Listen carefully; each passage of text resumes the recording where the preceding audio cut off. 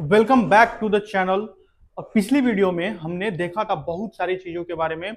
हमने देखा था कि ट्रैकिया कैसे डिवाइड हो रही है लंग्स के अंदर कैसे जा रही हैं, primary bronchus, secondary bronchus, tertiary bronchus, initial bronchioles, terminal bronchioles, respiratory bronchioles. उसके बाद हमने एल्व्यूलर सैक के बारे में देखा था। यानी कि हमने कल conducting zone and respiratory zones के बारे में पढ़ा था। आज हम उसके आगे फर्दर कंटिन्यू करेंगे, लेकिन हम यहाँ उससे बढ़ने से पहले हम respiratory zone and conducting zone के वर्क को समझ लेते हैं कि आखिर उनका फंक्शन क्या है। हम रेस्पिरेटरी जोन को पढ़ रहे थे जहां पे डिफ्यूजन ऑफ गैसेस होती थी। यानी कि होता ये था, ये मान लीजिए एक एल्वियोलाई है, ये एक एल्वियोलाई है। एल्वियोलाई के चारों तरफ ब्लड वेसल्स पाई जाती हैं, ब्लड कैपिलरीज पाई जाती हैं, ब्लड कैपिलरीज। अगर आपको ये कैपिलरीज समझ में नहीं आ रही है कि आखिर ये कैपिलरीज होती क्या है, तो आप चिंता मत कीजिए। ब्लड, ये जो कैपिलरीज है, इनके बारे में हमको नेक्स्ट चैप्टर में पढ़ना है, जिसमें हम ब्लड पढ़ेंगे, हम हार्ट देखेंगे, हार्ट कितने चेंबर्स में बटा हुआ होता है, ब्लड वेसल्स कितने टाइप्स की होती हैं। तो आप बिल्कुल चिंता मत कीजिए, इसको हम नेक्स्ट चैप्टर में पढ़ेंगे। ये है एल्वियोलाई। ये क्या है? एल्वियोलाई। एल्वियोलाई। और ये है ब्लड कैपिलरीज, ब्लड कैपिलरीज। इधर से डीऑक्सीजनेटेड ब्लड, अभी आपको समझने अगर नहीं आ रहा होगा तो इतना समझ लीजिए, ऐसा ब्लड आ रहा है, ऐसा ब्लड आ रहा है जिसमें कार्बन डाइऑक्साइड की मात्रा ज्यादा है। इधर से ऐसा ब्लड आ रहा है जिसमें कार्बन डाइऑक्साइड की मात्रा ज्यादा है। जैसे ही ये यहाँ पे आएगा, कार्बन डाइऑक्साइड यहाँ पे डिफ्यूज कर जाएगी। कार्बन डाइऑक्साइड कहाँ चली जाएगी? कार्बन डाइऑक्साइड ब्लड कैपिलरीज से एल्वियोलाई में चली जाएगी। कार्बन डाइऑक्साइड ब्लड कैपिलरीज से एल्वियोलाई में चली जाएगी। ठीक है। और हमने सांस भी तो लिया। अगर हम सांस लिए हैं, तो सांस के साथ ऑक्सीजन रिच एयर कहां से आ रही है? External nostrils. एक्सटर्नल नॉस्ट्रिल से होते हुए नेजल चैम्बर, नेजल चैम्बर से फेरिंग्स, फेरिंग्स से होते हुए ट्रैकिया, ट्रैकिया से होते हुए primary bronchus, secondary bronchus, tertiary bronchus. वैसे करते करते किसके पास आ रही है? एल्वियोलाई के पास। यानी कि हमने अपने एल्वियोलाई में ऑक्सीजन को लाया है इंस्पायरेशन के थ्रू। इंस्पायरेशन यानी कि सांस लेने के थ्रू। तो ब्लड में जो कार्बन डाइऑक्साइड है वो तो डिफ्यूज कर जाएगा और एल्वियोलाई में चला जाएगा, और एल्वियोलाई में जो ऑक्सीजन आया हुआ है वो डिफ्यूज करके ब्लड वेसल्स में या ब्लड कैपिलरीज में चली जाएंगी। इसमें चली जाएंगी ब्लड कैपिलरीज में। अब ये जो ब्लड है ये ऑक्सीजनेटेड ब्लड है, ऑक्सीजनेटेड। अगर ऑक्सीजनेटेड वर्ड आपको समझ में नहीं आ रहा हो तो डरने की आवश्यकता नहीं है, हम इसके नेक्स्ट चैप्टर में पढ़ेंगे, या इस चैप्टर में भी हम पढ़ेंगे कि आखिर ऑक्सीजनेटेड ब्लड, डीऑक्सीजनेटेड ब्लड इस चैप्टर में भी पढ़ना है, चिंता मत कीजिएगा। ठीक है। तो इधर से ब्लड इंटर करेगी जिसमें कार्बन डाइऑक्साइड की मात्रा अधिक है, तो कार्बन डाइऑक्साइड अपने हायर पार्शियल प्रेशर से लो पार्शियल प्रेशर की ओर मूव करेगी। यहाँ पे कार्बन डाइऑक्साइड का प्रेशर अधिक होगा, किसमें? ब्लड कैपिलरीज में। इधर की ओर कार्बन डाइऑक्साइड का प्रेशर अधिक होगा, पार्शियल प्रेशर, जिसके कारण वो डिफ्यूज कर जाएगी और एल्वियोलाई में चली जाएगी। एल्वियोलाई में ऑक्सीजन आया हुआ है इंस्पिरेशन के थ्रू, इंस्पायरेशन के थ्रू, और ये O2 चला जाएगा किसमें? ब्लड कैपिलरीज में, और ये पूरे शरीर में भेज दिया जाएगा। ये ऑक्सीजनेटेड ब्लड जो है ये हमारे होल बॉडी में भेज दिया जाएगा, होल बॉडी। यहां तक हमने देख लिया था। अगर किसी को नोट डाउन करना है तो प्लीज नोट डाउन कर लीजिए, किसी को नोट डाउन करना है तो प्लीज नोट डाउन कर लीजिए। यहां तक आपने नोट डाउन कर लिया होगा। अब हम कंडक्टिंग जोन का फंक्शन भी देख लेते हैं कि कंडक्टिंग जोन का फंक्शन क्या होता है, क्योंकि हम कल कंडक्टिंग जोन का फंक्शन लिखना भूल गए थे, समझ लिए थे, लिखना भूल गए थे। तो आप इसको नोट डाउन कर लीजिए अच्छे से। मिटाऊं conducting zone, functioning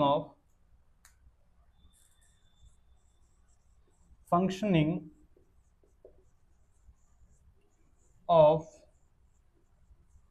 conducting zone, conducting part या कंडक्टिंग जोन, पार्ट भी लिख सकते हैं आप, कंडक्टिंग पार्ट। कंडक्टिंग पार्ट कहां से होता था, कहां से कहां तक होता था? पहले मैं बता दे रहा हूं। जो कंडक्टिंग पार्ट होता था, ये जो पार्ट होता था, ये हमारे एक्सटर्नल नॉस्ट्रिल से टर्मिनल ब्रोंक्यूल्स तक होता था। टर्मिनल ब्रोंक्यूल्स, टर्मिनल, अगर आप रिवाइज करके नहीं आए तो प्लीज एक बार रिवाइज कर लीजिए। टर्मिनल ब्रोंक्यूल्स, इनका क्या काम होता था? इनका काम होता था एक्सटर्नल नॉस्ट्रिल्स के पार हेयर्स पाई जाती थी जो एयर को फिल्टर करती थी, जो एयर को क्या करती थी? फिल्टर करती थी। यानी कि इनका सबसे पहला काम ये है purification of air, purification of air from dust and bacteria,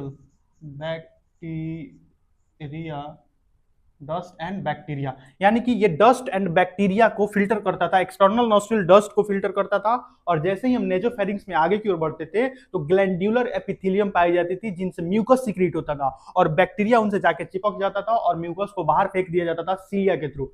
यानी कि क्या करता था ये? Purification of air. कुल मिला के हम इसको क्या कहेंगे? प्यूरिफिकेशन बोलेंगे। क्या बोलेंगे? प्यूरिफिकेशन, यानी कि सफाई हो रही है। दूसरा काम था ये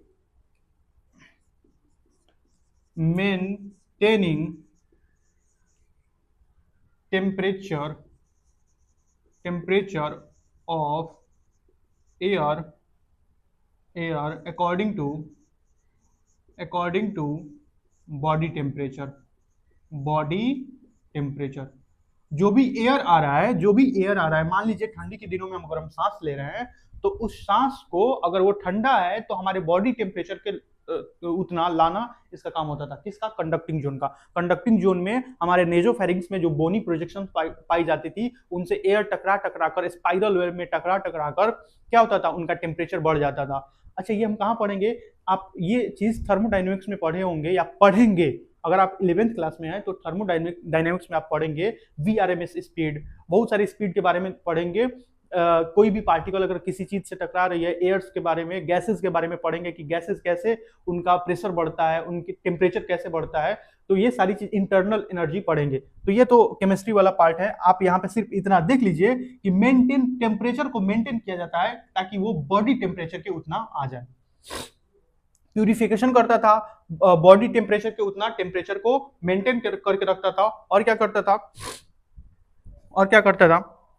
और जो एयर आ रही हैं कहां से? कंडक्टिंग जोन क्या करता है? जो बाहर से एटमॉस्फेयर से जो एयर आ रही हैं उसको रेस्पिरेटरी जोन तक ले जाने में मदद करता था।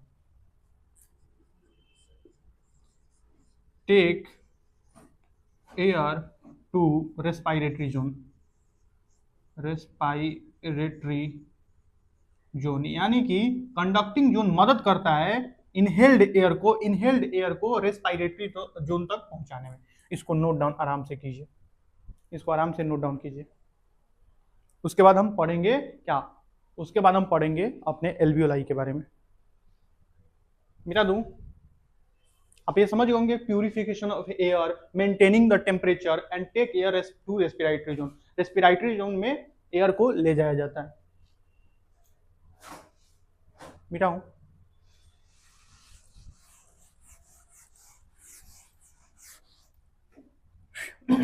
अब हम देख रहे हैं स्ट्रक्चर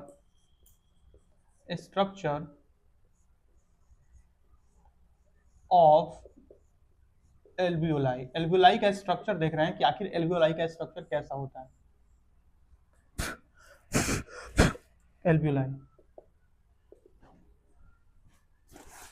एल्वियोलाई कहां पाई जाती हैं? एल्वियोलाई हमारे लंग्स में पाई जाती हैं। ध्यान रखने लायक बात यह है कि ये होता था क्या? ऐसे एल्वियोलर सैक पाई जाती हैं और एक एल्वियोलर सैक में लगभग 1 से 3 तक एल्वियोलाइज पाई जा सकती हैं। ये एक एल्वियोलर सैक है, एल्वियोलर सैक। और एक एल्वियोलर सैक में, ये पूरा एल्वियोलर सैक है, इधर लिखते हैं ताकि आपको अच्छे से समझ में आए। ये एल्वियोलर सैक है, alveolar sac, and each sac contains 1 to 1 से लेकर 3, 1 भी हो सकता है, 2 भी हो सकता है, 3 भी हो सकता है, यानी कि 1 से 3 तक एल्वियोलाई हो सकता है। Contain 1 to 3 alveoli. समझ में आ गया? ईच एल्वियोलर सैक, ये एक छोटा सा पार्ट होता है एल्वियोलर सैक। एल्वियोलर सैक में 1 से लेकर 3 एल्वियोलाई पाई जा सकती हैं। अब हम एक एल्वियोलाई का स्ट्रक्चर बना के समझेंगे कि इस एल्वियोलाई में क्या क्या चीजें मौजूद हैं, कौन कौन सी सेल्स हैं, इन सेल्स का क्या क्या काम है, इन सेल्स का क्या है, क्या क्या काम है।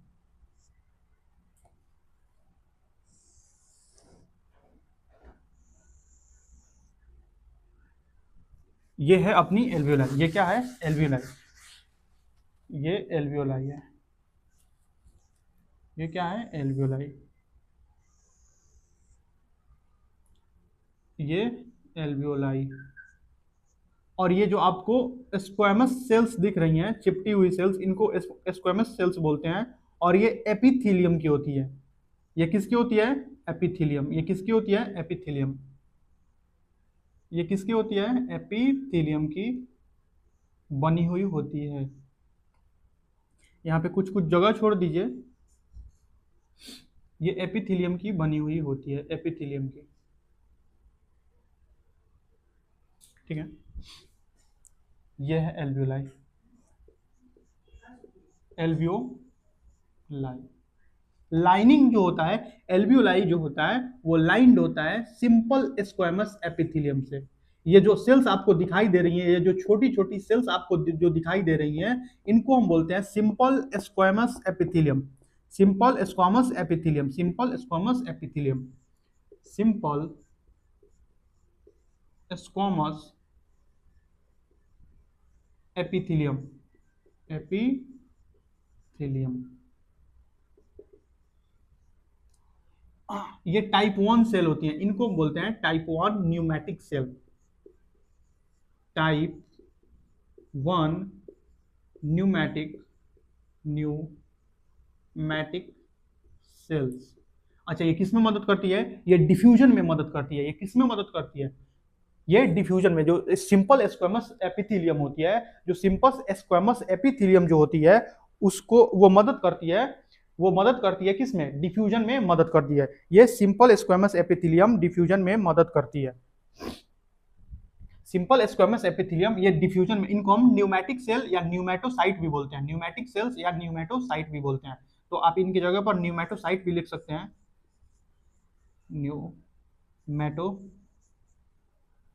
न्यूमेटोसाइट, टाइप 1 न्यूमेटोसाइट या type 1 pneumatic cell, pneumatic cell या टाइप 1 न्यूमेटोसाइट। ये किसमें मदद करती है, helps in diffusion of gases, helps in diffusion. और डिफ्यूजन ऑफ गैसेस का मतलब हमने समझ लिया, diffusion of gases, in between alveoli and blood capillaries.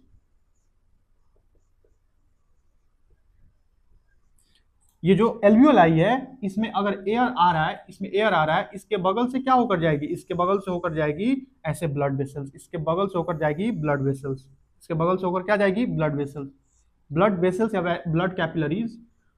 तो इसमें से एयर डायरेक्ट डिफ्यूज कर जाएगा। और ध्यान रखने लायक बात यह है कि जो सिंपल स्क्वैमस एपिथेलियम होता है, एक सिंगल लाइनिंग होती है, सिर्फ एक सिंगल लाइन ऑफ, एक सिंगल लेयर ऑफ सेल्स होती हैं। ऐसा नहीं होता है कि एक सेल्स के ऊपर दूसरी सेल्स, वैसे तो लेयर मोटी हो जाएगी, अगर हम देखेंगे वैसे लेयर होंगी तो मोटी हो जाएंगी, और मोटी हो जाएगी, अगर परत मोटी हो जाएगी तो गैसेस को डिफ्यूज करने में बहुत कठिनाई होगी। इसीलिए हमारे लंग्स में, हमारे एल्वियोलाइज में सिर्फ एक ही लेयर होती है स्क्वैमस एपिथेलियम की, ताकि डिफ्यूजन अच्छे से हो सके, ताकि डिफ्यूजन, गैसेस का जो डिफ्यूजन है वो अच्छे से परफॉर्म हो सके, ऐसे परफॉर्म हो सके। और इसमें जो कार्बन डाइऑक्साइड है, इसका जो कार्बन डाइऑक्साइड है वो यहाँ पे जा सके। तो एल्वियोलाई क्या होती हैं, एल्वियोलाई एक ऐसी स्ट्रक्चर होती हैं जहां पे गैसेस का डिफ्यूजन होता है, जहां पे गैसेस का क्या होता है, डिफ्यूजन। यानी कि इनहेल्ड एयर में जो ऑक्सीजन है वो हमारे ब्लड कैपिलरीज में चला जाएगा, और ब्लड कैपिलरीज में जो कार्बन डाइऑक्साइड है वो हमारे एल्वियोलाइज में आएगा। एल्वियोलाइज से होते हुए ये कहां जाएगा, रेस्पिरेटरी डक्ट के होते हुए, उसके बाद और पीछे और एक्सटर्नल नोस्ट्रिल से एटमॉस्फेयर में चला जाएगा। जिस प्रकार से एयर अंदर आया था, उसी प्रकार से कार्बन डाइऑक्साइड रिच एयर बाहर चला जाएगा। इनको हम बोलते हैं, इन स्क्वैमस एपिथेलियम सेल्स को बोलते हैं न्यूमेटोसाइट। न्यूमेटोसाइट यानी साइट मतलब सेल्स होती हैं, न्यूमेटोसाइट यानी कि सेल्स। और यहाँ पे न्यूमेटो का मतलब होता है लंग्स से, यहाँ पे लंग्स मेनली, जहां भी न्यूमेटो शब्द आ जाए वहां से लंग्स रिलेटेड, यानी कि वो लंग्स से रिलेटेड कुछ बातें हैं। और साइट का मतलब होता है सेल, इनको हम न्यूमेटिक सेल या न्यूमेटोसाइट भी बोलते हैं।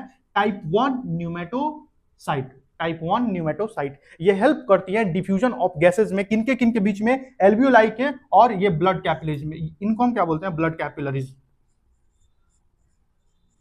Blood capillaries.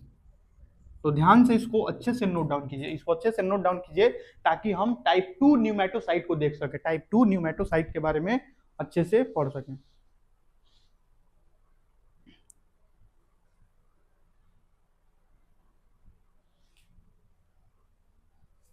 मिटा दूं, मिटा दूं, अच्छे से इसको नोट डाउन कीजिए।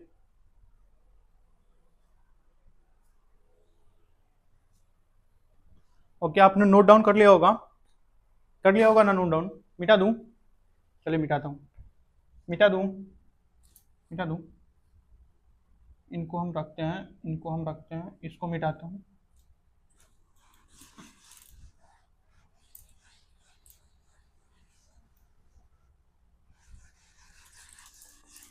चलिए अब हम देखेंगे टाइप 2 न्यूमेटिक और निमेटोसाइट सेल के बारे में। न्यूमेटोसिस्ट नहीं बोल रहा हूं, निमेटोसाइट। निमेटोसाइट मतलब होता है ऐसी सेल्स जो लंग्स से रिलेटेड हैं, और यहाँ पे हम उनके बारे में देख रहे हैं जो हमारे एल्वियोलाइज में पाई जाती हैं। और ये जो न्यूमेटिक सेल्स होती हैं, ये जो टाइप 2, अब हम किसके बारे में देख रहे हैं, टाइप 2 न्यूमेटोसाइट।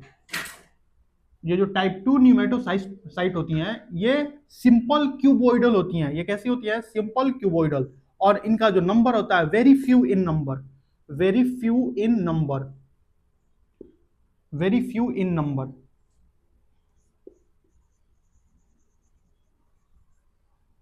न्यूमेटोसाइट,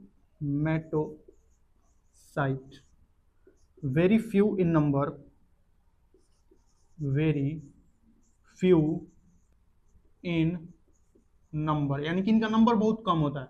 जैसे देख लीजिए यहाँ पे एक एक एक बहुत कम ही नंबर में पाए जाते हैं, बहुत कम ही नंबर में ये पाए जाते हैं। दूसरी बात, इनका डिफ्यूजन में कोई रोल नहीं होता है, इनका डिफ्यूजन में कोई रोल नहीं होता है। डिफ्यूजन में किसका रोल होता है, डिफ्यूजन में रोल होता है टाइप 1 न्यूमेटिक सेल्स का, टाइप 1 न्यूमेटिक या न्यूमेटोसाइट सेल का डिफ्यूजन में रोल होता है। जो क्या होती हैं, ये जो स्क्वैमस एपिथेलियम है, इनका डिफ्यूजन में रोल होता है। लेकिन ये जो क्यूबोइडल आपको एपिथेलियम दिख रही है, इन क्यूबोइडल शेप एपिथेलियम का कोई भी रोल डिफ्यूजन में नहीं होता है। तो आखिर ये यहाँ पे क्या कर रही हैं, हमारे एल्वियोलाइज में तो डिफ्यूजन होना है, तो आखिर ये जो आपको जो सेल्स दिख रही हैं, आखिर ये एल्वियोलाई में कर क्या रही हैं, ये एक प्रकार का केमिकल सिक्रीट करती हैं, जिसको हम बोलते हैं लेसिथिन। लेसिथिन एक प्रकार का फॉस्फोलिपिड होता है, जिसको हम बायो मॉलिक्यूल में पढ़ते हैं, bio molecule, class 11 bio molecule में पढ़ते हैं। लेसिथिन एक प्रकार का फॉस्फोलिपिड होता है, जो इनमें सरफेस टेंशन को, जो सरफेस पे टेंशन फोर्स लग रहा है उसको कम करता है, डिक्रीज करता है, ताकि इनमें अच्छे से वर्क हो सके। दूसरा बात, ये फॉस्फोलिपिड है, इसीलिए एल्वियोलाइज को कोलैप्स होने से बचाता है, कोलैप्स, पिचक जाने से बचाता है। कोलैप्स हो जाएंगी तो एल्वियोलाइज फिर क्या होने की, क्या होगा, उनमें उनमें फिर एयर नहीं जा पाएगा, इसीलिए प्रिवेंट करता है। इनमें से सीक्रेट होती है लेसिथिन, ये सीक्रेट करती हैं, ये सीक्रेट करती हैं लेसिथिन। लेसिथिन, लेसिथिन क्या होता है, एक प्रकार का फॉस्फोलिपिड, फॉस्फोलिपिड, फॉस्फोलिपिड होता है, ये सीक्रेट करती हैं लेसिथिन। ये क्या है, लेसिथिन एक प्रकार का सरफेक्टेंट है, सरफेक्टेंट। और ये क्या करता है, डिक्रीज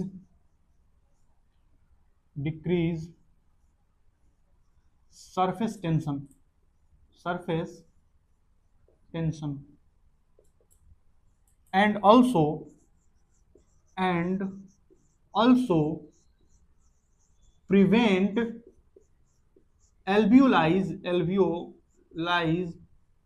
from collapsing, कोलैप्स होने से बचाता है, कोलैप्स होने से बचाता है, पिचक जाने से बचाता है। पिचक जाने से क्या होता है? बचाता है।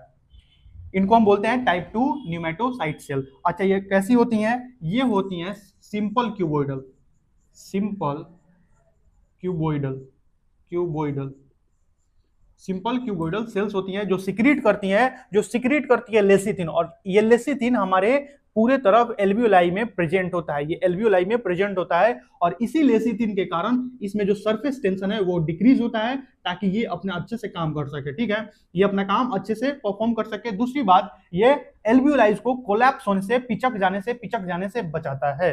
लेसिथिन किसके द्वारा सिक्रीट किया जाता है? ये सिक्रीट किया जाता है न्यूमेटोसाइट के द्वारा, सिक्रीट लेसिथिन।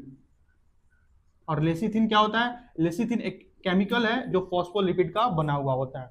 तो यहाँ पे हम देख रहे हैं ये हमारी एल्वियोलाइज थी। एल्वियोलाइज में टाइप 1 न्यूमेटोसाइट के बारे में हमने पढ़ा है, जो सिंपल स्क्वामस एपिथेलियम होती है, जो सिंगल लेयर्ड होती है। लेकिन जो टाइप 2 न्यूमेटोसाइट हैं वो सिंपल क्यूबोइडल होती हैं, और वो एक केमिकल रिलीज करती हैं जिसको हम लेसिथिन बोलते हैं। लेसिथिन प्रिवेंट करता है एल्वियोलाइज को कोलैप्स होने से, और उनमें सरफेस टेंशन को भी डिक्रीज करता है। सरफेस टेंशन को भी क्या करता है? डिक्रीज करता है। उसके बाद ये जो लेसिथिन होती है, ये सरफेस टेंशन को डिक्रीज करती है और कोलैप्स होने से बचाती है। इनका नंबर बहुत कम होता है। ये जो सिंपल क्यूबोइडल एपिथेलियम दिख रहा है, कहीं कहीं 1 2 3 ये जो दिख रहा है, इनका नंबर बहुत ही कम पाया जाता है। ठीक है, और इसी के कारण इनको टाइप 2 बोलते हैं, इसी के कारण इनको क्या बोलते हैं? टाइप 2। अगर इनका नंबर ज्यादा होता है तो इनको टाइप 1 बोलते हैं। इसको अच्छे से नोट डाउन कीजिए, इसको क्या कीजिए? अच्छे से note down. मिटाऊं मिटाऊं मिटाऊं।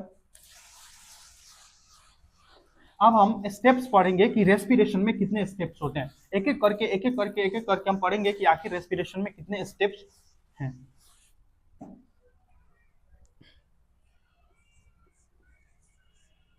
Steps in respiration,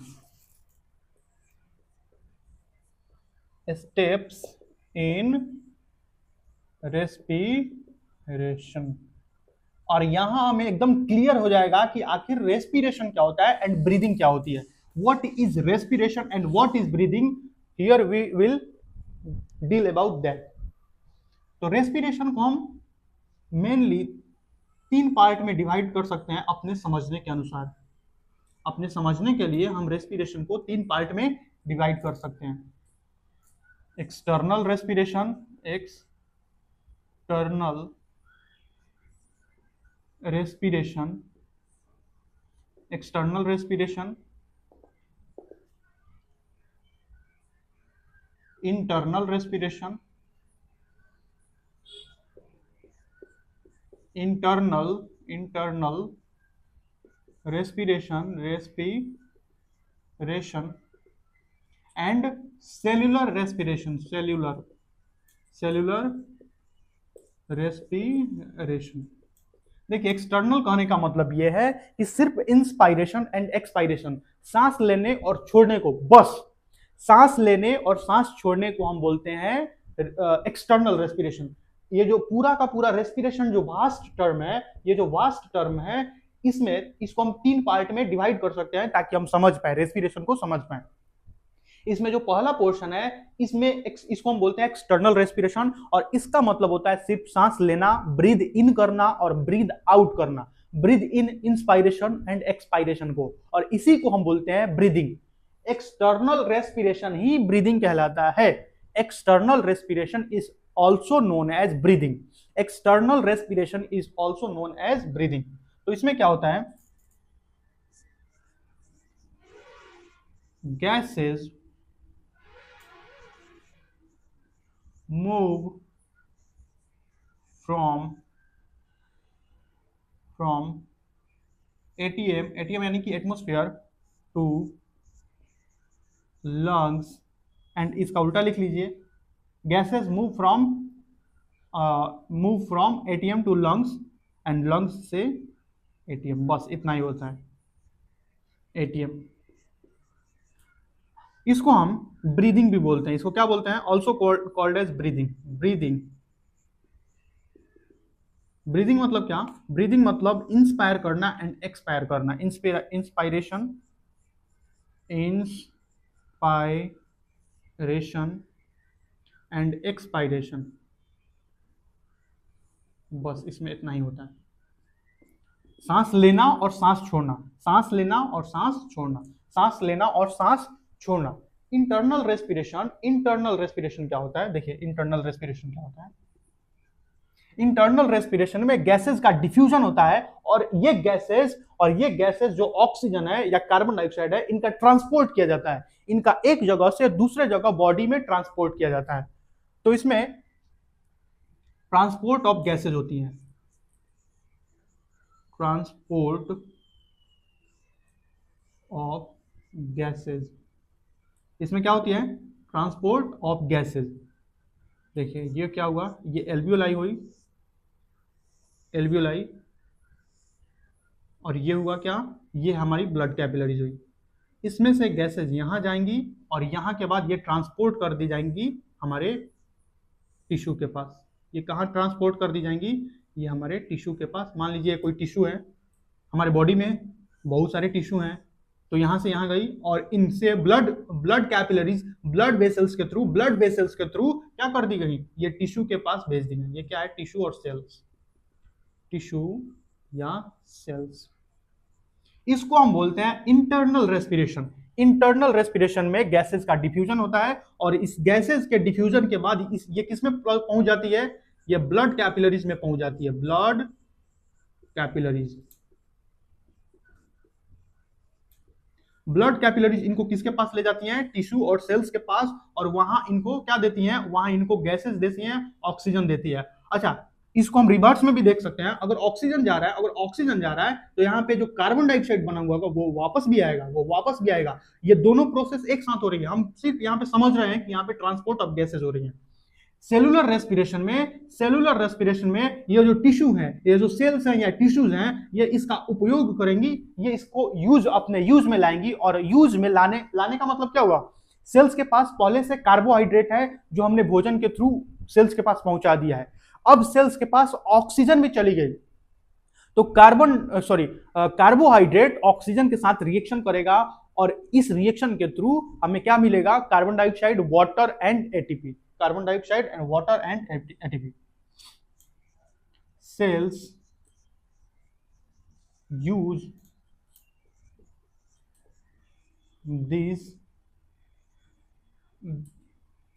use O2 to metabolize carbohydrate.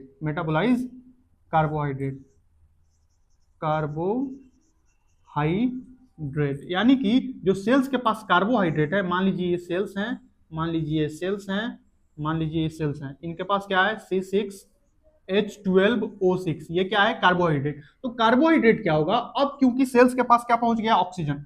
ये बाहर से ऑक्सीजन आ रहा है, ऑक्सीजन, और ऑक्सीजन इनके साथ रिएक्शन करके क्या बनेगा? CO2 plus H2O plus ATP, और ये ATP हमारे शरीर के काम में आएगा।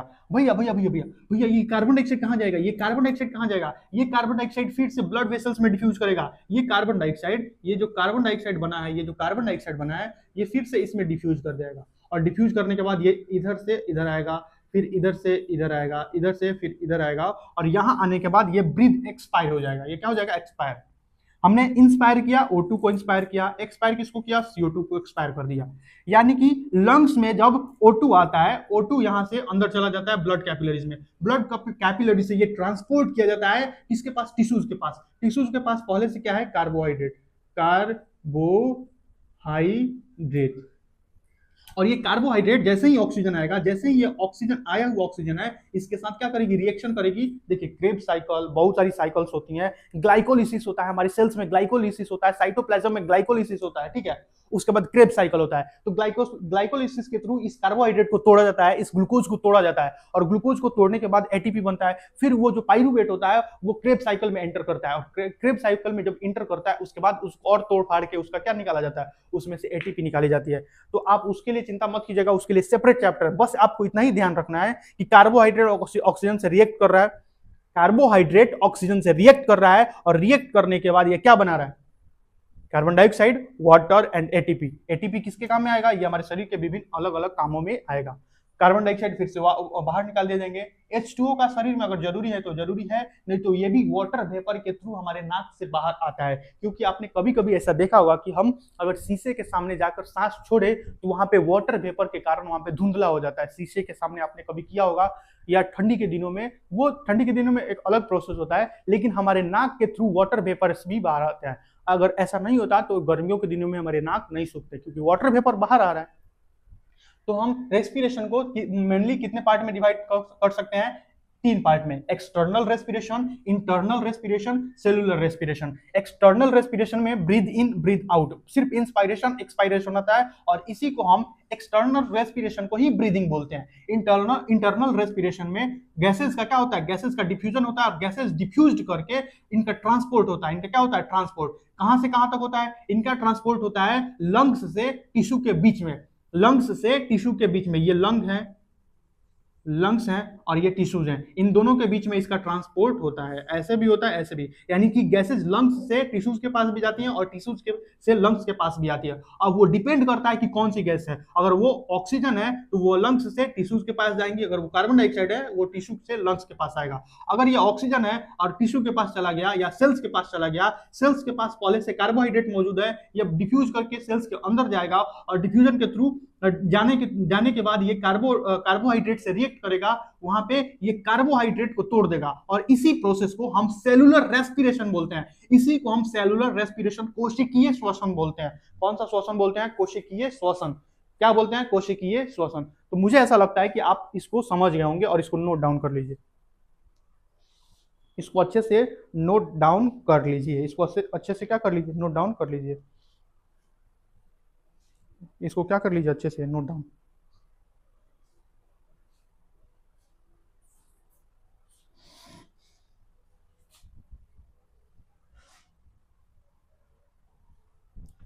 नोट डाउन कर लीजिए, ताकि तब तक मैं पानी पी ले रहा हूं।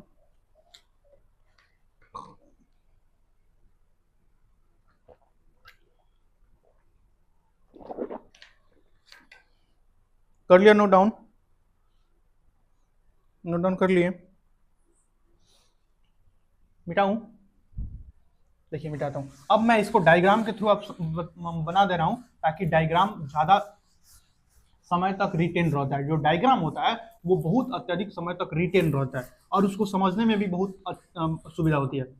आपको इतना ज्यादा याद नहीं करना है, हम जो डायग्राम बनवा रहे हैं उसी डायग्राम को समझ समझ के अपने से लिखने का कोशिश करना है। ये पूरा याद करने की आवश्यकता नहीं है, इसको एक बार समझ लीजिए और उस समझ के आधार पर उसको रिटेन करने का कोशिश कीजिएगा।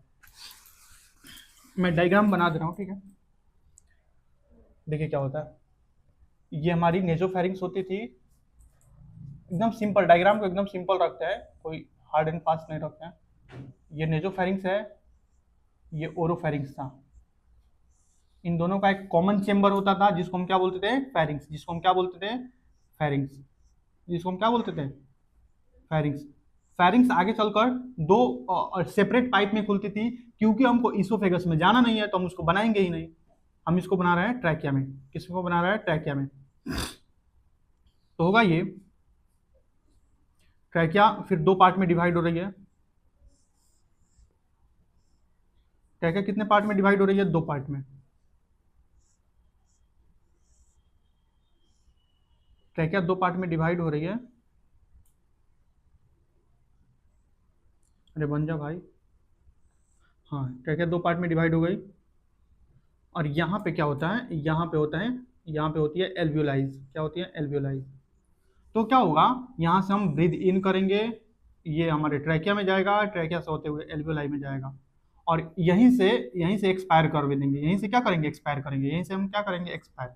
इसको हम बोलते हैं एक्सटर्नल रेस्पिरेशन को ब्रीदिंग के अलावा पल्मोनरी वेंटिलेशन भी बोलते हैं। इसको हम पल्मोनरी वेंटिलेशन बोलते हैं। Pulmonary ventilation. वेंटिलेशन का यानी कि मतलब हुआ वायु का, एयर का आना जाना। इसके बाद क्या होगा, इसके बाद ये जो एल्वियोलाइज हैं,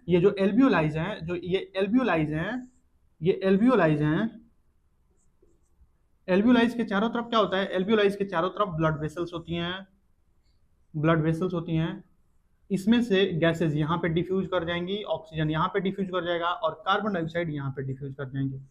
CO2 डिफ्यूजन ऑफ गैसेज हो रहा है। और डिफ्यूजन है गैसेज होगा किनके किनके बीच में, ब्लड कैपिलरीज एंड किसके बीच में, एल्वियोलाई के बीच में, इन दोनों के बीच में ऑक्सीजन का एंड कार्बन डाइऑक्साइड का डिफ्यूजन हो रहा है। इसके बाद क्या होगा, इसके बाद ये जो ब्लड कैपिलरीज हैं, ये जो ब्लड कैपिलरीज है ये ट्रांसपोर्ट करेंगी, ये क्या करेंगी, ट्रांसपोर्ट। ये किसको ट्रांसपोर्ट कर रही हैं, ये ट्रांसपोर्ट कर रही हैं डिफरेंट गैसेस को। ठीक है, इधर CO2 जाएगा, उधर O2 जाएगी, एक साथ नहीं, एक साथ नहीं, हम दोनों डायरेक्शन में इसलिए बना रहे हैं। सुनिए सुनिए सुनिए ऐसा तो नहीं है, ऐसा तो नहीं ना सोच रहे हैं कि एक ही बार में O2 उधर जा रही है, CO2 इधर आ रही है, ऐसा तो नहीं ना सोच रहे हैं। एक ब्लड वेसल में एक ही तरफ ब्लड फ्लो करता है, एक ब्लड वेसल में एक ही तरफ ब्लड फ्लो करता है। हम ये समझने के लिए बना रहे हैं, ये जो हम डायरेक्शन बना रहे हैं ये समझने के लिए बना रहे हैं, हमारे ब्लड वेसल्स में एक ही तरफ ब्लड फ्लो करता है। हाँ यहाँ पे हो रहा है, यहाँ पे देखिए मैं बता दे रहा हूँ, इसको पूरा ही बता दे रहा हूँ ताकि आप अगर आपने ध्यान दिया होगा तो आप समझ गए होंगे। मिटाओ इसको, मिटाओ। ये जो कार्बन डाइऑक्साइड है, कार्बन डाइऑक्साइड यहां जा रही है, कार्बन डाइऑक्साइड यहां से सबसे पहले ब्लड यहां से इंटर कर रहा है, ब्लड यहां से इंटर कर रहा है और यहां से एग्जिट कर रहा है, यहां से क्या कर रहा है, एग्जिट। यानी कि जैसे ही ब्लड आ रहा होगा, जैसे ही ब्लड किसके पास आ रहा होगा, एल्वियोलाई के पास आ रहा होगा, जैसे ही ब्लड एल्वियोलाई के पास आ रहा होगा उसमें से कार्बन डाइऑक्साइड एल्वियोलाई में चली जाएंगी और वो बाहर, ये CO2 बाहर। और ये जो ऑक्सीजन लाया हुआ है, एल्वियोलाई में जो ऑक्सीजन आया हुआ है, अब वो ऑक्सीजन इसके साथ आएगा और ऑक्सीजन इसके साथ चला जाएगा। फिर ये जब, इसको मिटा ही दीजिए नहीं तो आप कंफ्यूज हो जाएंगे।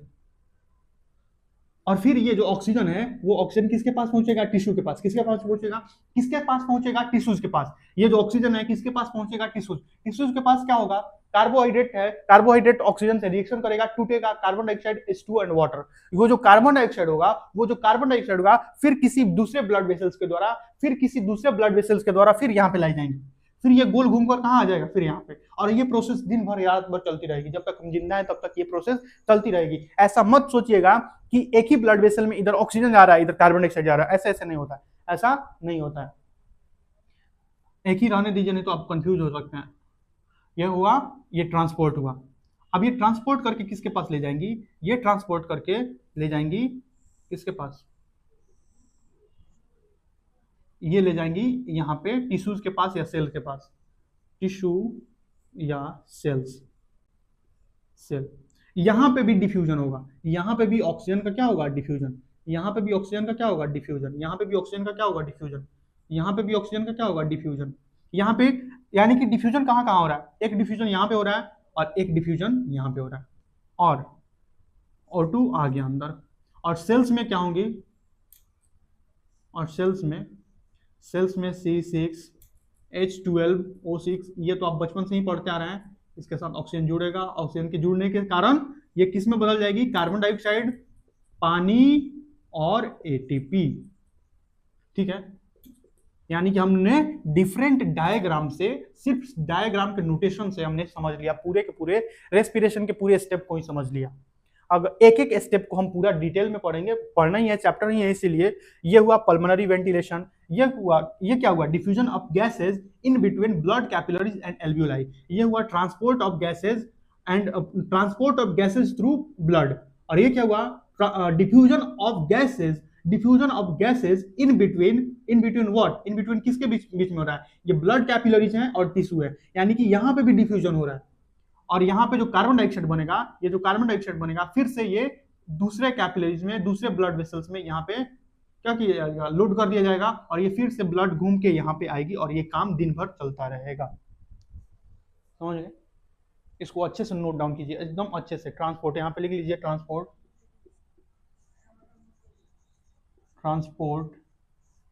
यहाँ पे क्या हो रहा है, डिफ्यूजन यहाँ पे क्या हो रहा है, सेलुलर रेस्पिरेशन।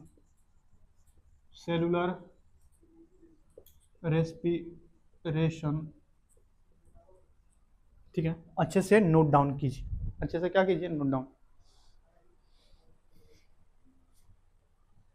हो गया नोट, मिटा दूं,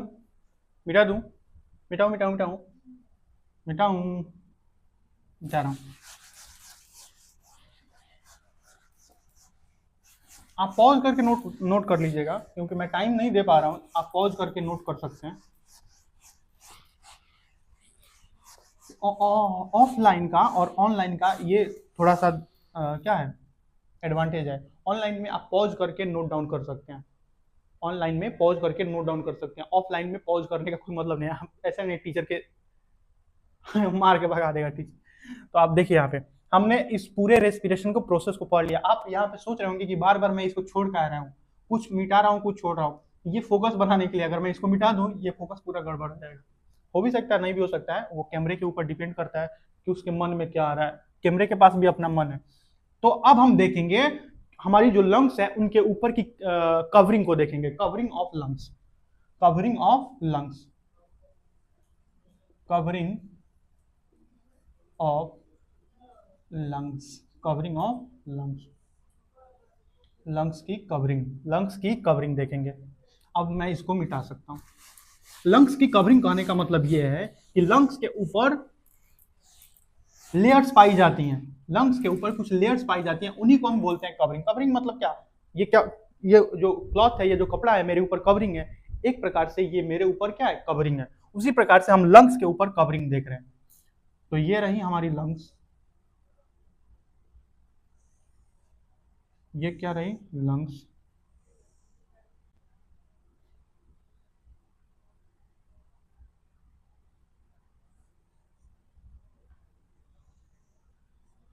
ठीक है, ये लंग्स हैं। भाई सीधा बन जाए यार।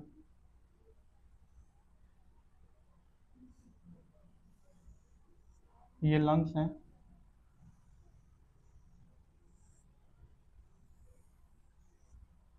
कुछ ज्यादा ही बड़ा बन गया, इतना घटिया डायग्राम।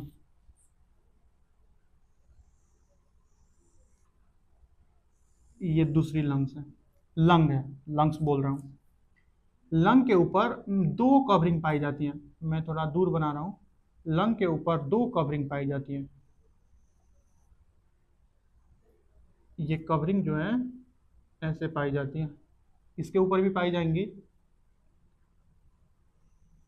ऑब्वियस सी बात है, इतनी मोटी नहीं होंगी, क्योंकि हमें समझना है, इसीलिए हम मोटी बना रहे हैं। इतनी मोटी होती नहीं है।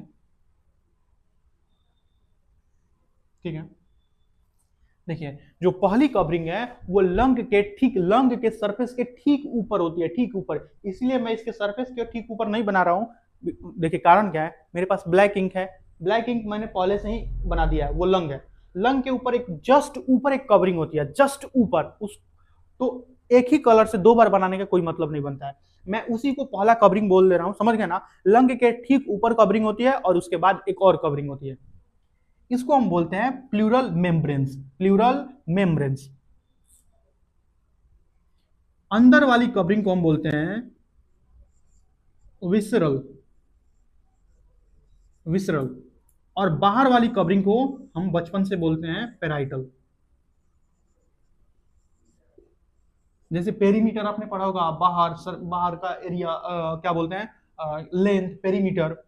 इसको हम अंदर वाले कवरिंग को बोलते हैं विसरल प्लूरा, प्लूरा, प्लूरा। और अंदर वाले कवरिंग को बोलते हैं विसरल प्लूरा, और बाहर वाले कवरिंग को बोलते हैं पेराइटल प्लूरा। इन दोनों के बीच में, इन दोनों के बीच में जो खाली जगह पाई जाती है, इन दोनों के बीच में जो खाली जगह पाई जाती है, इन दोनों के बीच में जो खाली जगह पाई जाती है, ये जो खाली जगह आपको दिख रही है, इसको हम बोलते हैं pleural cavity, pleural cavity. Pleural cavity कहने का क्या मतलब है, cavity which is present in between visceral pleura and parietal pleura, visceral pleura and, दिख रहा है कि नहीं दिख रहा है, हो सकता है नहीं दिख रहा हो, कट जा रहा हूं, parietal pleura। यानी कि इन दोनों प्लूरल मेम्ब्रेन के बीच में, इन दोनों मेम्ब्रेन के बीच में जो कैविटी होती है उसको हम बोलते हैं प्लूरल कैविटी। प्लूरल कैविटी क्या बोलते हैं? Pleural cavity. क्या बोलते हैं? Pleural cavity. और इन दोनों प्लूरल कैविटी के बीच में एक फ्लूइड पाया जाता है, फ्लूइड एक फ्लूइड पाया जाता है जिसको हम बोलते हैं प्लूरल फ्लूइड। प्लूरल फ्लूइड क्या बोलते हैं? Pleural fluid. Pleural fluid, pleural fluid, इनको क्या बोलते हैं? Pleural fluid. दोनों लंग्स में पाई जाती है, सिर्फ एक ही लंग्स में नहीं, एक ही लंग में नहीं, दोनों लंग्स में पाई जाती हैं। इस फ्लूइड को हम बोलते हैं प्लूरल फ्लूइड। प्लूरल फ्लूइड ये क्या होती है? Fluid, fluid, fluid in pleural cavity. Pleural cavity. अच्छा, ये फ्लूइड आती कहां से है? ये सिक्रीट की जाती हैं। ये जो प्लूरल फ्लूइड है, ये सिक्रीट की जाती हैं visceral pleura and parietal pleura के द्वारा। यानी कि ये जो दोनों प्लूरा दिख रही है, ये जो दोनों प्लूरल मेम्ब्रेन है जो है, ये सिक्रीट करती है इस फ्लूइड को, ये इस फ्लूइड को सिक्रीट करती है। Secreted by both pleura, secreted by both pleura. अब हम इसको अच्छे से समझ लेते हैं। जो हमारी लंग्स है, लंग्स के ऊपर दो कवरिंग पाई जाती है। लंग्स के ठीक ऊपर जो कवरिंग पाई जाती है उसको हम विसरल प्लूरा बोलते हैं, और उसके ऊपर जो कवरिंग पाई जाती है उसको हम बोलते हैं पेराइटल प्लूरा। Parietal pleura. इन दोनों प्लूरल मेम्ब्रेन के बीच में एक कैविटी, एक खाली जगह पाई जाती है जिसको हम बोलते हैं क्या बोलते हैं? Pleural cavity. और इस कैविटी में एक फ्लूइड पाया जाता है जिसको हम बोलते हैं प्लूरल फ्लूइड। ये प्लूरल फ्लूइड जो है ये मौजूद होता है किसमें? प्लूरल कैविटी में, और ये सिक्रीट किया जाता है दोनों ही मेम्ब्रेन के द्वारा, दोनों ही मेम्ब्रेन के द्वारा। और ये क्या करता है? ये फ्रिक्शन को कम करता है, रिड्यूस फ्रिक्शन, रिड्यूस फ्रिक्शन। क्या करता है? ये फ्रिक्शन को कम करने में मदद करता है। जैसे अगर हम सांस ले रहे हैं तो कैविटी आगे जा रही है, पीछे जा रही है, आगे जा रही है, पीछे जा रही है, आगे जा रही है, पीछे जा रही है, लंग्स में वॉल्यूम बढ़ रहा है, घट रहा है, लंग्स में वॉल्यूम बढ़ रहा है, घट रहा है, तो उस समय फ्रिक्शन होगा। और फ्रिक्शन होगा तो क्या होगा? फ्रिक्शन से हमें हीट होगा, हीट जनरेट होगा, और उस हीट के जनरेट करने से क्या हो सकता है? हमारी जो लंग्स हैं वो डैमेज हो सकती हैं। इसीलिए ये फ्लूइड पाया जाता है ताकि वो फ्रिक्शन को रिड्यूस कर सके। ध्यान से सुनिए, ये जो फ्लूइड है, हमारी लंग्स क्या होंगी? लंग्स क्या होंगी? जब डायफ्राम नीचे खींचेगा, तो लंग्स नीचे जाएंगी। ऑब्वियस बात है, नीचे पकड़ के नीचे खींच रहा है तो नीचे जाएंगी, फिर छोड़ेगा ऊपर जाएंगी, नीचे खींचेगा ऊपर जाएंगी। हम दिन भर सांस ले, ऐसा तो नहीं है कि हम 1 घंटा सांस ले रहे हैं फिर 3 घंटा आराम कर रहे हैं, नहीं, ऐसा नहीं है। हम कंटिन्यूअसली हमारा ब्रीदिंग होता रह रहा है, हम सोचे नहीं सोचे, चाहे नहीं चाहे, हम सांस ले रहे हैं, ठीक है। और कंटिन्यूअसली डायफ्राम काम कर रहा है, बोल रहा है तो अलग तरीके से काम कर रहा है, सांस ले रहा है, फोर्सफुल रेस्पिरेशन कर रहा है, फोर्सफुल जबरदस्ती सांस ले रहे हैं, प्राणायाम कर रहे हैं तो अलग अलग तरीके से काम कर रहा है। यानी कि लंग्स को बहुत ज्यादा स्ट्रेस पड़ रहा है, लंग्स के ऊपर बहुत ज्यादा स्ट्रेस है काम करने का। उसके बाद और इसी के कारण इसमें फ्रिक्शन जनरेट होता है। तो क्या होता है? प्लूरल फ्लूइड जो है ये इस फ्रिक्शन को कम कर देती है। ऑब्वियसली खत्म तो नहीं कर सकती है, रिड्यूस करके बहुत कम कर देती है, ताकि जो इनमें हीट जनरेट होगा, और हीट से क्या हो सकता है? जो लंग्स है वो डैमेज हो सकती है, और ये डैमेज को बचाता है। यानी कि फ्रिक्शन कम करेगा तो लंग्स को डैमेज कम पहुंचेगा। समझ गए होंगे? इसको आराम से अच्छे से नोट डाउन कीजिए। इसको क्या कीजिए? नोट डाउन कीजिए। विसरल प्लूरा, पेराइटल प्लूरा, अंदर वाली एंड बाहर वाली, इसके बीच में जो जगह पाया जाता है कैविटी, उस कैविटी को बोलते हैं pleural cavity. Cavity which is present in between visceral pleura and parietal pleura. इन दोनों कैविटीज के बीच में एक फ्लूइड पाया जाता है, उस फ्लूइड को हम क्या बोलते हैं? Pleural fluid. और ये प्लूरल फ्लूइड सिक्रीट किया जाता है दोनों ही प्लूरा के द्वारा। एक काम करता हूं, मैं इंक डाल लेता हूं, तब तक आप नोट डाउन कर रही है। मैं 1 मिनट में इंक डाल लेता हूं, 1 मिनट से कम में। इंक खत्म हो गया। अगर कुछ पूछना है तो पूछ भी सकते हैं। अगर किसी प्रकार का आपको कोई डाउट है, अगर आपको कुछ पूछना है तो पूछ सकते हैं। मैं इंक डाल रहा हूं।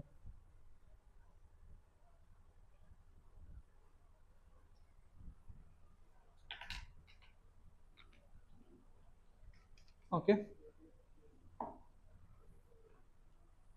ठीक है। मिटा दूं? मिटा दूं? मिटाऊं?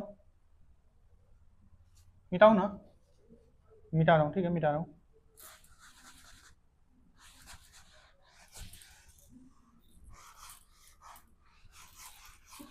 देखिए ये लंग्स है, क्या है लंग्स। ऑब्वियसली बात है कि लंग्स के ऊपर क्या पाई जाती है, रिब्स पाई जाती है। लंग्स के ऊपर क्या पाई जाती है, रिब्स। ये रिब्स हैं, ये क्या है, रिब्स। अरे भाई बन जा, ये रिब्स हैं, ये क्या है, रिब्स। ये रिब्स ऐसे होती हैं, रिब्स कैसे होती हैं, अंदर से ऐसे ऐसे। तो हम क्योंकि ऐसे काट दिए हैं हमने, ऐसे ऐसे, जैसे मैं हूं, मैंने इस प्रकार से काट दिया, मैंने इस प्रकार से काट दिया है और हम देख रहे हैं, तो इसीलिए हमको रिब्स के ये सिर्फ सरफेस दिखाई दे रहे हैं, कटे हुए सरफेस दिखाई दे रहे हैं। आप समझ पा रहे हैं, एक पर्सन है, अगर उस पर्सन को हम इस प्रकार से ऐसे लें और बीच से ऐसे काट दें, सिर पे बीच से काट दें, तो क्या होगा, उसकी रिब्स भी कट जाएंगी, उसके पूरा ऊपर से लेकर नीचे तक कट जाएगा, और कट जाने के बाद ये रिब्स आगे वाली इधर हट जाएगी और पीछे वाली उधर। तो उस समय क्या होगा, रिब्स ऐसे दिखाई दे रहे होंगे। इधर भी होंगी तो इधर भी बना लीजिए। मैं काउंट करके नहीं बना रहा हूं, मैं ऐसे ही बना रहा हूं ताकि हम समझ पाए। ये जो रिब्स होती हैं, ये जो रिब्स होती हैं, ये डायरेक्टली कनेक्टेड होती हैं, ये कनेक्टेड होती हैं पेराइटल प्लूरा से, ये पेराइटल प्लूरा से कनेक्ट होती हैं। ध्यान रखिए, ये विसरल प्लूरा से कनेक्ट नहीं होती हैं, ये पेराइटल प्लूरा से कनेक्ट होती हैं। हमारी जो रिब्स होती हैं वो पेराइटल प्लूरा से कनेक्ट होती हैं, ठीक है। अच्छा नीचे क्या होगा, नीचे डायफ्राम होगा, नीचे डायफ्राम बैठा है। नीचे कौन बैठा है, डायफ्राम। नीचे कौन बैठा है, डायफ्राम। और डायफ्राम भी पेराइटल प्लूरा से कनेक्ट होगा। ये जो डायफ्राम है ये भी पेराइटल प्लूरा से ही कनेक्ट होगा, क्योंकि पेराइटल प्लूरा क्या है, बाहर है। ये भी कनेक्टेड है, ये भी क्या है, कनेक्टेड है, ये भी क्या है, कनेक्टेड है, ऐसे इस प्रकार से कनेक्टेड है, कनेक्टेड है। यानी कि जो पेराइटल प्लूरा है वो टाइटली कनेक्ट है। टाइटली किससे कनेक्ट है, वो हमारे रिब केज से, वो हमारे रिब केज से टाइटली कनेक्टेड है। होता यह है कि जो पेराइटल प्लूरा है वो हमारे रिब केज से कनेक्टेड होती है। रिब्स अगर बाहर खींचेगा, रिब्स अगर बाहर जा रहा है, रिब्स अगर बाहर जा रही है तो होगा ये, अगर रिब्स बाहर आ रही हैं तो इसके साथ क्या कनेक्टेड है, अगर रिब्स ऊपर की ओर आ रही हैं तो इसके साथ कनेक्टेड है पेराइटल प्लूरा। और पेराइटल प्लूरा के नीचे, ठीक नीचे है पेराइटल फ्लूइड। पेराइटल फ्लूइड के ठीक नीचे है क्या, विसरल प्लूरा। तो रिब्स अगर बाहर खींच रही हैं तो उसके साथ पेराइटल प्लूरा बाहर खींचेगा, और पेराइटल प्लूरा ठीक उसके नीचे फ्लूइड होने के कारण, फ्लूइड के साथ चिपक कर विसरल प्लूरा भी बाहर जाएगी, और विसरल प्लूरा अपने साथ लंग्स को भी खींचकर बाहर ले जाएगी। क्या ऐसा हो क्यों रहा है, ऐसा हो इसीलिए रहा है क्योंकि विसरल प्लूरा कनेक्टेड है, किससे कनेक्टेड है, टाइटली, एकदम टाइटली अटैच है। किससे अटैच है, थोरेसिक कैविटी से, थोरेसिक केज से टाइटली अटैच्ड है, इसीलिए ऐसा हो रहा है।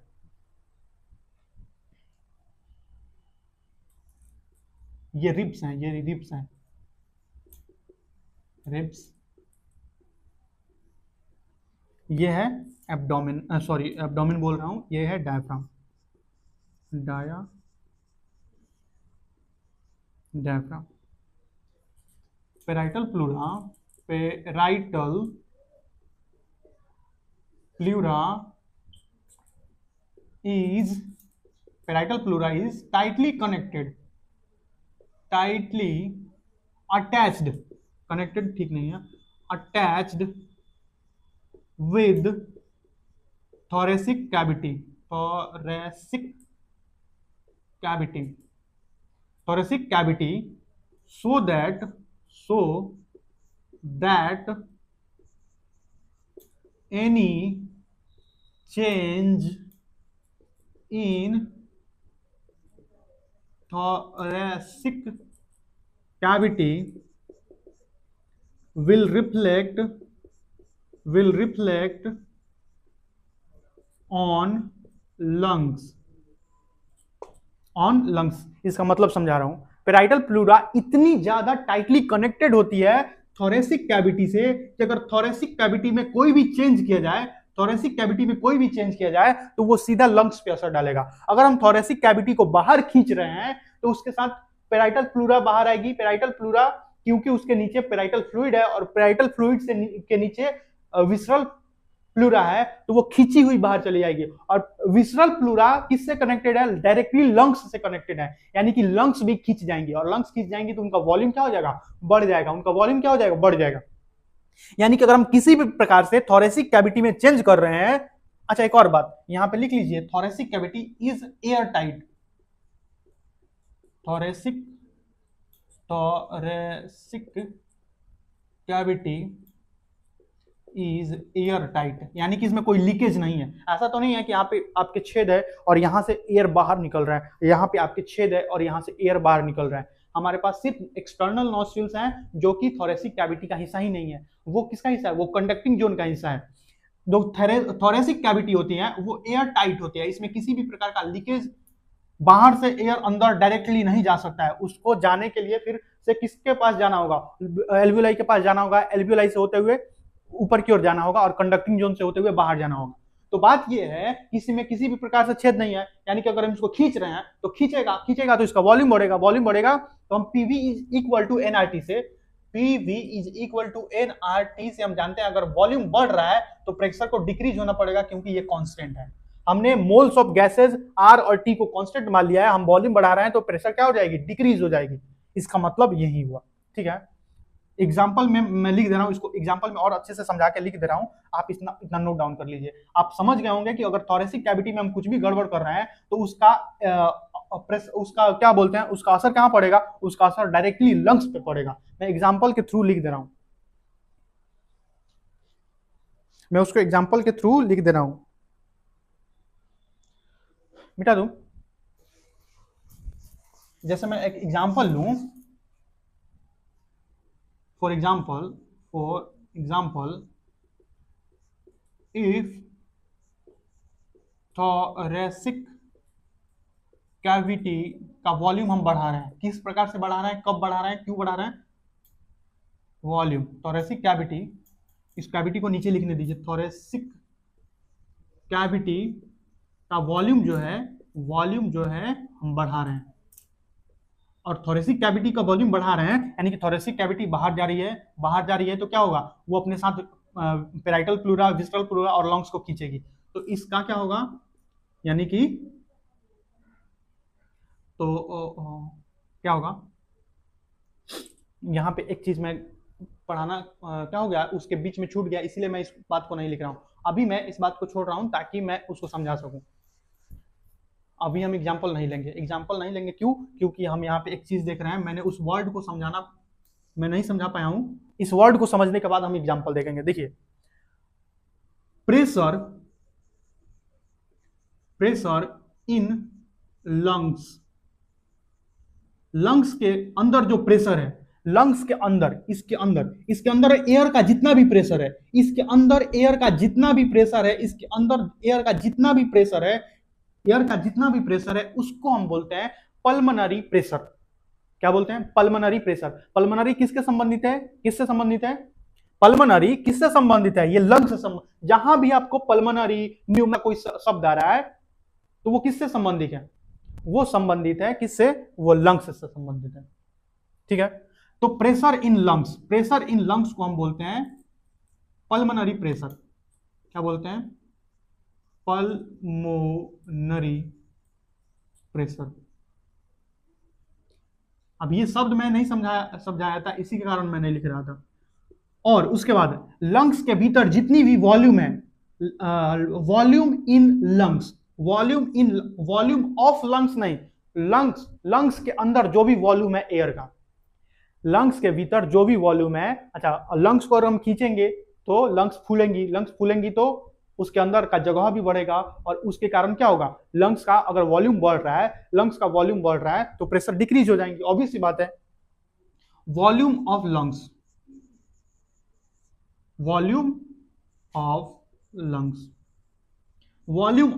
को हम बोलते हैं पल्मोनरी वॉल्यूम। बस ये दो शब्द मैं नहीं समझा पाया था, इसीलिए मैं नहीं लिख रहा था। यानी कि इसके अंदर जो भी प्रेशर है उसको हम बोलेंगे पल्मोनरी प्रेशर। इंट्रा लगा दीजिए, इंट्रा पल्मोनरी। इंट्रा मतलब इनके अंदर, इंट्रा, और इसको भी इंट्रा लिख लीजिए, इंट्रा। इंट्रा पल्मोनरी प्रेशर यानी कि लंग्स के अंदर का प्रेशर, इंट्रा पल्मोनरी वॉल्यूम यानी कि लंग्स के अंदर का वॉल्यूम, इंट्रा पल्मोनरी प्रेशर यानी कि अंदर का प्रेशर, और इंट्रा पल्मोनरी यानी कि वॉल्यूम यानी कि अंदर का वॉल्यूम। भैया अगर बोल दे एक्स्ट्रा, एक्स्ट्रा यानी कि बाहर, एक्स्ट्रा यानी कि बाहर, या बोल दे एटमॉस्फेरिक प्रेशर, एटमॉस्फेरिक प्रेशर यानी कि एटमॉस्फेयर का प्रेशर।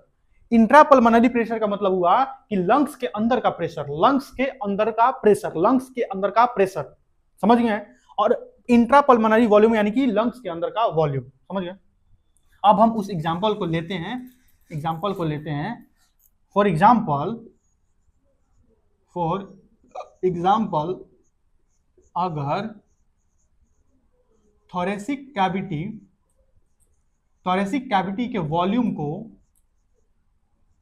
को अगर बढ़ा दिया जाए, वॉल्यूम हम कैसे बढ़ाएंगे, उसको बाहर की तरफ खींचेंगे, बाहर की तरफ खींचेंगे तो थोरेसिक कैविटी रिब्स की बनी हुई है, रिब्स बाहर आएंगी, रिब्स बाहर आएंगी तो रिब्स अपने साथ किसको चिपका के लाएंगी, रिब्स के साथ डायरेक्टली अटैच होती है पैराइटल प्लूरा, पैराइटल प्लूरा से चिपक के आ जाएंगी विसरल प्लूरा, विसरल प्लूरा से चिपक के आ जाएंगी लंग्स, यानी कि हम लंग्स के वॉल्यूम को बढ़ा रहे हैं। थोरेसिक कैविटी के वॉल्यूम को अगर बढ़ाने का मतलब हुआ यानी कि हमने इंट्रा पल्मोनरी वॉल्यूम को बढ़ा दिया है, इंट्रा पल्मोनरी वॉल्यूम को बढ़ा दिया है। और यहां पे देखिए अगर हमने वॉल्यूम को बढ़ा दिया तो प्रेशर डिक्रीज कर जाएगा, यानी कि इसका मतलब ये निकल रहा है कि इंट्रा पल्मोनरी वॉल्यूम घट जाएगा, इंट्रा पल्मोनरी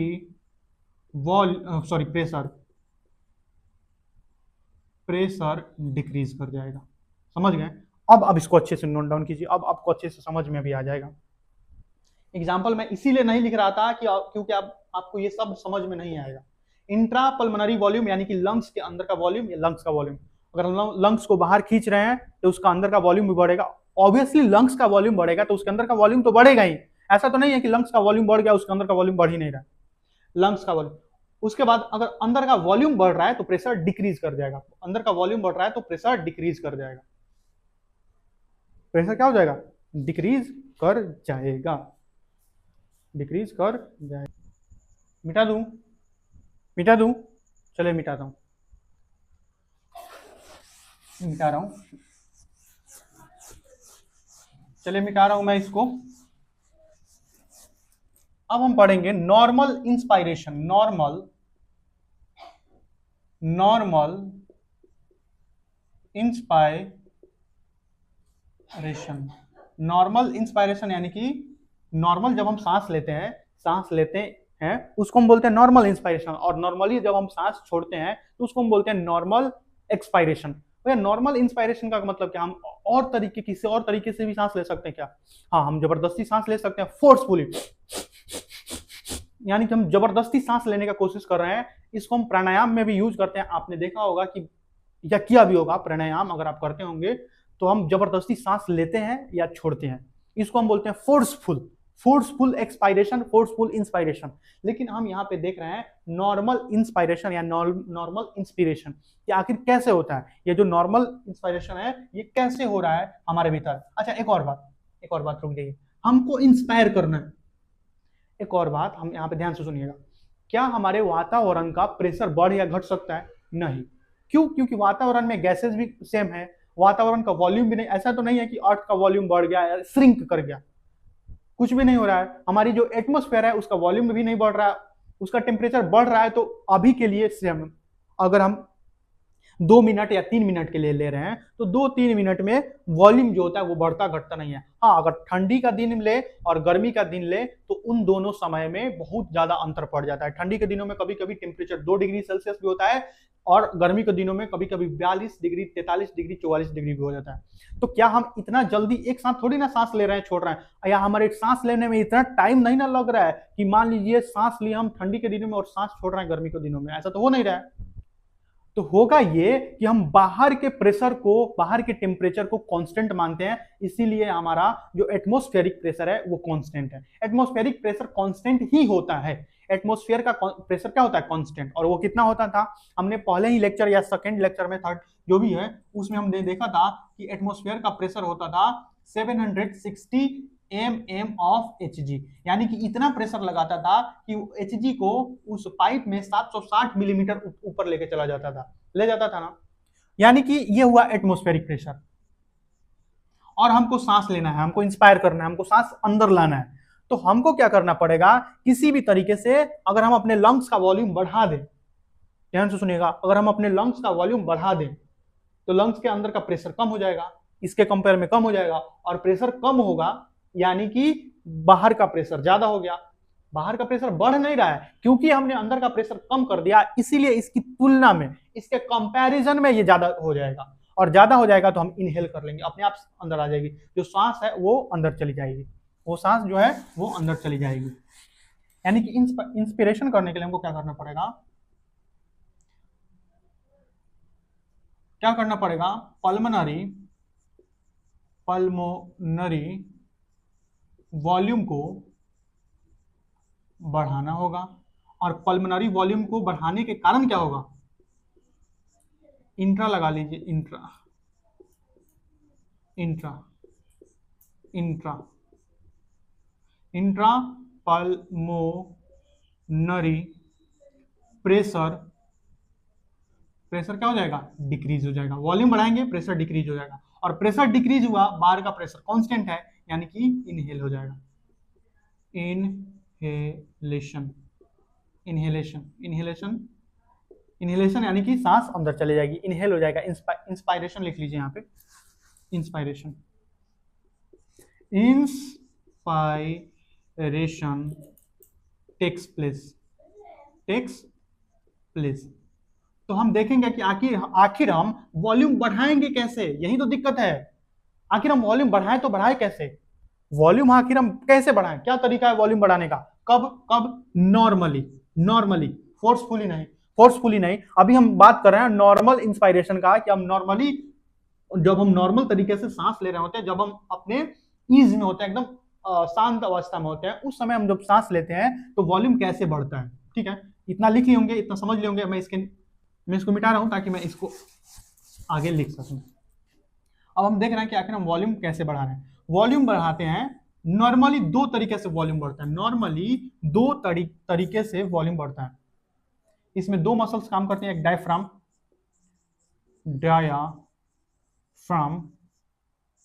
इसका रोल होता है 75%, और जो दूसरी मसल है वो है एक्सटर्नल इंटरकोस्टल मसल। याद कीजिए, एक्सटर्नल इंटरकोस्टल मसल जो क्या करती थी, रिब्स को आगे की तरफ पुल डाउन करती थी, डायफ्राम क्या करता था, ये किसको, लंग्स को नीचे की तरफ पुल करता था। यानी कि ये है हमारी, ये ट्रैकिया है, ये क्या है, लंग्स है, ये लंग्स है, ये अपना डायफ्राम है, ये डायफ्राम है, ये क्या करता था, ये ऐसे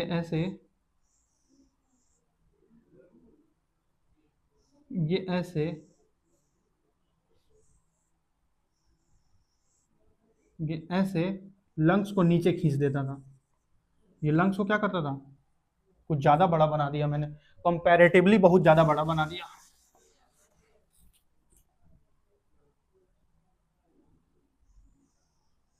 हाँ, इतना बड़ा तो चल जाएगा।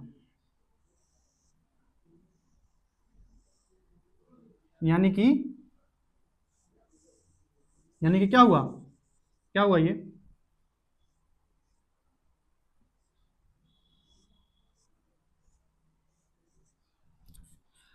डायफ्राम ने क्या किया, डायफ्राम ने यहाँ पे वॉल्यूम कितना था, यहाँ पे मान लीजिए वी वॉल्यूम है, वी, और यहाँ पे देखिए वी डैश हो गया, वी डैश, यहाँ पे वॉल्यूम कितना हो गया, वी डैश, और वी डैश जो है वी से ग्रेटर है। डायफ्राम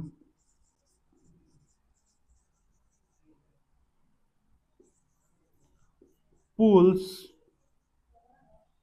लंग्स डाउन, और इसके कारण क्या होगा, volume intra pulmonary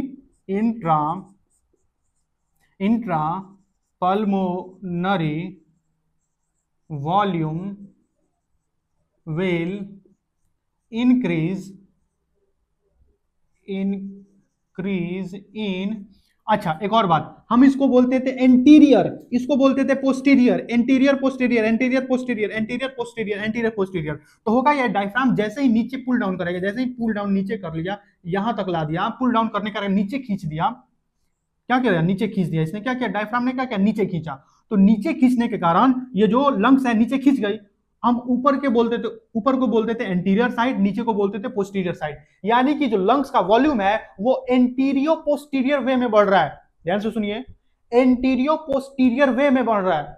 intrapulmonary volume बढ़ रहा है, लेकिन किस वे में, इन एंटीरियो एंटीरियो पोस्टीरियर पोस्टीरियर मैनर। वॉल्यूम तो बढ़ रहा है, लेकिन किस मैनर में बढ़ रहा है, एंटीरियो पोस्टीरियर मैनर में बढ़ रहा है। ठीक है, ये हमने पहला वॉल्यूम बढ़ा दिया। डायफ्राम का रोल होता है 75% नॉर्मल इंस्पायरेशन में, सॉरी। अब ये देखिए, ये हमारी स्टर्नम, हम यहाँ पे नॉर्मली बना रहे हैं बहुत एकदम। और ये क्या है, स्टर्नम, इससे क्या निकली हुई है, रिब्स, इससे क्या निकली हुई है, इससे निकली हुई है रिब्स, इससे क्या निकली हुई है, रिब्स, रिब्स, ये रिब्स है, ये क्या है, रिब्स। ठीक है, इनके बीच का वॉल्यूम देखिए, तो इनके बीच का वॉल्यूम देखिए, तो वॉल्यूम ये है वी। अब यहीं पे इसको देखिए, जब ये एक्सटर्नल इंटरकोस्टल मसल जब बाहर की ओर खींचेगी, बाहर की ओर खींचेगी, तो इनके बीच का वही वॉल्यूम क्या होगा, बढ़ जाएगा। इनके बीच का भी वॉल्यूम क्या हो जाएगा, बढ़ जाएगा। इनके बीच का भी वॉल्यूम क्या हो जाएगा, बढ़ जाएगा। ध्यान से देखिए, ध्यान से देखिए, हम यहाँ पे नॉर्मल बना रहे हैं क्योंकि हमें समझना है, हमने इसका डिटेल तो बना ही लिया है। तो होगा ये ऐसे बढ़ जाएगा, ये ऐसे बाहर खींच जाएगा, बाहर की ओर क्या हो जाएगा, खींच जाएगा। अब देखिए इसका वॉल्यूम, ये वॉल्यूम बढ़ गया है, ये वॉल्यूम क्या हुआ है, बढ़ गया है। जब हम सांस लेते हैं,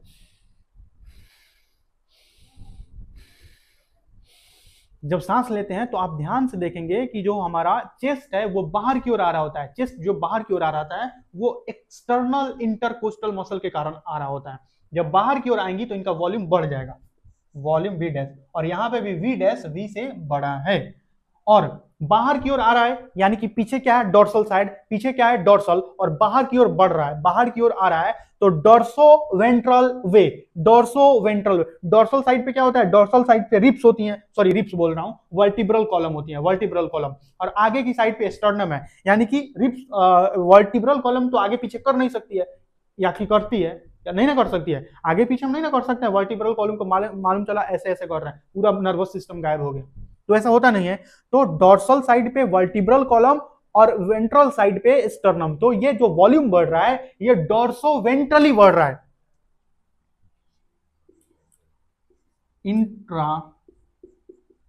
इंट्रा सॉरी एक सेकेंड, मुझे यहां पे लिख देने दीजिए, EICM pulls ribs and sternum, हालांकि ये चीज मैंने पहले भी लिखी, स्टर्नम आउटवर्ड, यानी कि बाहर की ओर खींचेगा। जो एक्सटर्नल इंटरकोस्टल मसल है वो रिब्स को या स्टर्नम को कहां की, बाहर की ओर खींचेगा, जिसके कारण क्या होगा, intra pulmonary volume will increase. किस मैनर में इंक्रीज होगा, डोर्सो वेंट्रली, डोर्सो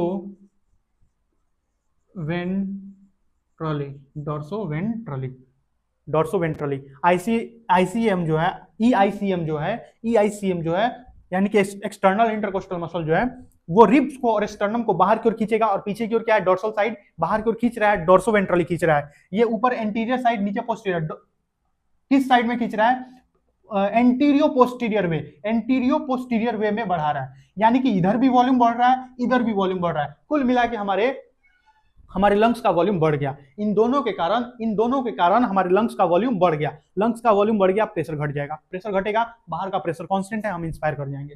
मिटा दूं इसको, नोट डाउन, फटाक से नोट डाउन कीजिए, इसको एकदम फटाक से नोट डाउन कीजिए। इसको एकदम मस्त नोट डाउन कीजिए ताकि हम इसके आगे वाला कॉन्सेप्ट समझें। ये खत्म ही होने वाला है। मिटा दूं मिटा दूं, मिटाऊं मिटाऊं मिटाऊं। देखिए वॉल्यूम बढ़ रहा है, वॉल्यूम बढ़ गया, इधर भी वॉल्यूम कम था, इधर भी वॉल्यूम, इधर वॉल्यूम कम था, इधर भी वॉल्यूम बढ़ गया। वॉल्यूम बढ़ गया तो क्या होगा,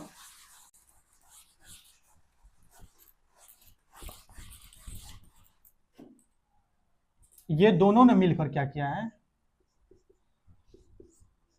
due to increase in intra pulmonary volume, बहुत ज्यादा बढ़ा हो, intra pulmonary volume, due to increase in intra pulmonary volume pressure will be intrapulmonary pressure, intrapulmonary pressure decrease. देखिए हुआ क्या है, हम एक एग्जांपल के तौर पे, ये हमारी लंग्स हैं, ये हमारी लंग्स हैं, ये क्या है हमारी लंग्स, ये क्या है लंग्स। हम यहाँ पे मान रहे हैं यहाँ पे भी 760 mm ऑफ एचजी प्रेशर था और बाहर की ओर भी 760 mm ऑफ एचजी प्रेशर था। हुआ ये कि हमने वॉल्यूम बढ़ा दिया, हमने क्या किया, वॉल्यूम बढ़ा दिया। वॉल्यूम बढ़ाने के कारण इसका प्रेशर मान लीजिए 750 हो गया और बाहर का प्रेशर तो 60 ही रहा, mmHg। तो होगा क्या कि हम इंस्पायर कर जाएंगे, due to decrease in pressure, due to decrease in pressure air will go in, और इसी को क्या बोलते हैं, इंस्पायरेशन, इंस्पायरेशन। और इसी काम को हम क्या बोलते हैं, इंस्पायरेशन। यानी कि आप देख रहे हैं डायफ्राम ने भी वॉल्यूम बढ़ाया है, एक्सटर्नल इंटरकोस्टल मसल्स ने भी वॉल्यूम बढ़ाया है। वॉल्यूम बढ़ने के कारण प्रेशर डिक्रीज कर गया। देखिए यहाँ पे वॉल्यूम कम है, प्रेशर बराबर है। होता नहीं है, देखिए ऐसा होता नहीं है, मैंने एग्जांपल लिया है, आप इसको एकदम ओरिजिनल मत मान लीजिएगा कि ऐसा ही हो रहा है, एकदम ऐसा ही हो रहा है, ऐसा नहीं करना है, रिलैक्स रहिए। हम यहाँ पे एक एग्जांपल के तौर पे देख रहे हैं कि यहाँ पे भी 760 प्रेशर है, यहाँ पे भी 760 प्रेशर है। mm ऑफ hg का मतलब मैं पहले ही समझा चुका हूँ पिछले के क्लासेस में, लेक्चर में। तो होगा ये, जैसे ही वॉल्यूम बढ़ेगा, किसके कारण वॉल्यूम बढ़ रहा है, डायफ्राम के कारण। डायफ्राम कैसे खींच रहा है, एंटीरियर पोस्टीरियर वे में। एक्सटर्नल इंटरकोस्टल मसल्स कैसे खींच रही हैं, डॉर्सोवेंट्रली वॉल्यूम बढ़ा रही है, यानी कि दोनों तरफ से वॉल्यूम बढ़ ही रहा है। वॉल्यूम बढ़ने के कारण क्या हुआ, 760 से प्रेशर 750 हो गया। बाहर का प्रेशर उतना ही था, लेकिन इसके कंपैरिजन में, बाहर के कंपैरिजन में अंदर का प्रेशर कम हो गया। अंदर का प्रेशर कम हो गया, इसके कारण होगा ये, बाहर से एयर अंदर चली जाएंगी, और बाहर से एयर का अंदर जाना, बाहर से एयर का अंदर जाना ही इंस्पायरेशन कहलाता है। यानी कि हमने नॉर्मल इंस्पायरेशन के प्रोसेस को कंप्लीट कर लिया है। ठीक है, तो आज के लेक्चर में इतना ही रखते हैं। हम अपने अगले के क्लासेस में देखेंगे कि फोर्सफुल एक्सपायरेशन, फोर्सफुल इंस्पायरेशन, इन सभी चीजों को एकदम अच्छे से डिस्कस करेंगे। ठीक है, इस लेक्चर को आराम से रिवाइज कीजिएगा क्योंकि इसमें बहुत सारी चीजें हैं समझने को।